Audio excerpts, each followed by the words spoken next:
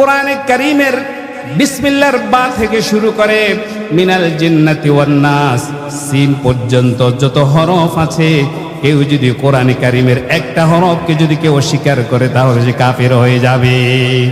একটা হরফ কেউ অস্বীকার করার সুযোগ নাই। এই যে কাদিয়ানীরা কাফের না মুসলমান? কাফের।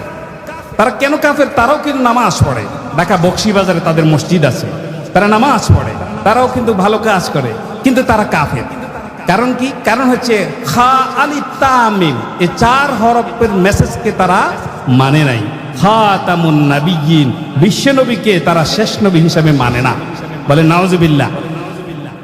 বিশ্বনবীকে তারা শেষ নবী হিসেবে মানে না। নবী করিম সাল্লাল্লাহু আলাইহি সাল্লাম হচ্ছে খাতামুন নাবিয়্যিন, তিনি হচ্ছে শেষ নবী, ওনার পরে আর কোন নবী আসবে না।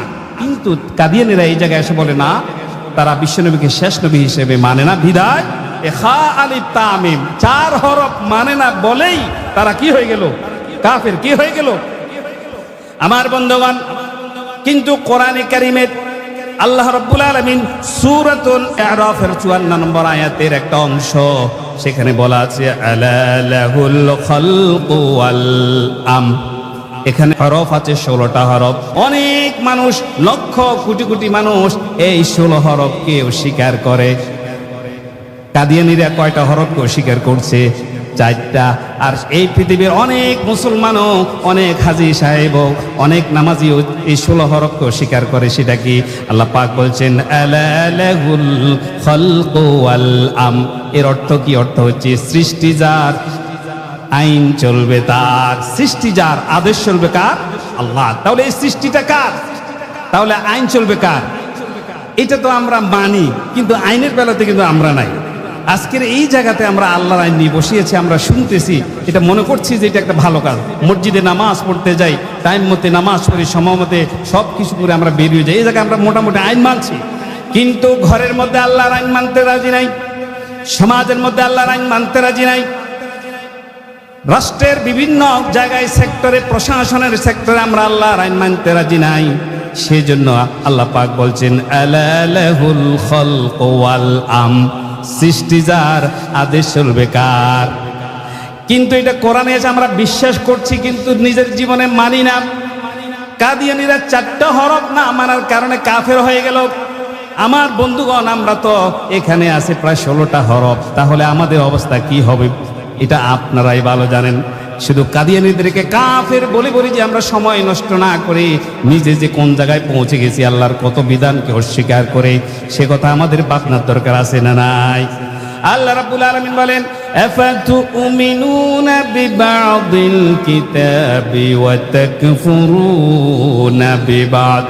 কোরআনের কিছু আয়াত তোমরা মানবা, কোরআনের কিছু কিছু বিধান তোমরা মানবা, নামাজ 5 ওয়াক্ত এইটাই তোমরা মানবা। কোরআনের মধ্যে জিহাদ আছে, ইসলামকে প্রতিষ্ঠিত করার জন্য জিহাদ করতে হবে, এটা যদি তোমরা না মানো তাহলে আল্লাহ বলছে কিছু মানবা কিছু মানবা না। এই ধরনের সুবিধাবাদী মুসলমান থাকার দরকার নাই। ঠিক কিনা বলো? আমরা বলবো আল্লাহ তাহলে ইসলামকে কতটুকু আমরা মানবো? আল্লাহ রাব্বুল আলামিন সেই কথাও কোরআনে কারীমে তার সীমারেখা দিয়েছেন। আল্লাহ রাব্বুল আলামিন বললেন ইয়া আইয়ুহাল্লাযীনা আমানু দুখুলু ফিস সিলমি কাফাহ। আল্লাহ পাক বলছেন ঈমানদাররা তোমরা পূর্ণাঙ্গ রূপে পরিপূর্ণভাবে আল্লাহর বিধানকে মানো, ইসলামে ঢুকে যাও। অর্ধ ইসলামে ঢুকার কোনো সুযোগ নাই, আংশিক ঢুকার সুযোগ নাই। 50% ইসলাম মানলাম আর 50% শয়তানি মতবাদ মানলাম, এটা আছে নাকি? কিছু মানবে কিছু মানবে না, তা হবে না, তা হবে না। আপনি যদি মসজিদের পাশে গিয়ে জানালা দিয়ে কল্লাটা ভিতরে ঢুকিয়ে যদি বলেন আমি মসজিদে ঢুকেছি, হবে নাকি? হবে না। কারণ পূর্ণাঙ্গভাবে যদি ঢুকেন তাহলে বলা হবে আপনি পরিপূর্ণভাবে ঢুকে গিয়েছেন। আমার বন্ধুগণ, নামাজ পড়তেছি, কোরআন পড়তেছি, মাহফিল করতেছি, মাহফিল শুনতেছি, সবই ঠিকই আছে। আল্লাহর অন্য বিধানগুলোকে যদি না মানি পরিপূর্ণরূপে ইসলাম মানা হবে না। এই জন্য আল্লাহ রাব্বুল আলামিন বলছেন কাইফা তাকফুরুনা বিল্লাহি ওয়া কুনতুম আমওয়াতান ফাআহইয়াকুম সুম্মা ইউমীতুকুম সুম্মা ইউহয়িকুম সুম্মা ইলাইহি তুরজাউন। আল্লাহ পাক বলছে তোমরা কিভাবে আল্লাহকে অস্বীকার করো? তোমরা ছিলে মৃত, আমি তোমাদেরকে জীবিত করছি, আবার তোমাদেরকে আমি মেরে ফেলবো, আবার জীবিত করব, তারপর হাসরের ময়দানে সবাই তোমরা আমার সামনে একত্রিত হতে হবে। বলেন সুবহানাল্লাহ। আমরা সকলে কার সামনে একত্রিত হব? আল্লাহর সামনে হাসরের ময়দানে। আল্লাহ আমাদেরকে কর্ম রেজিস্টার দিবেন।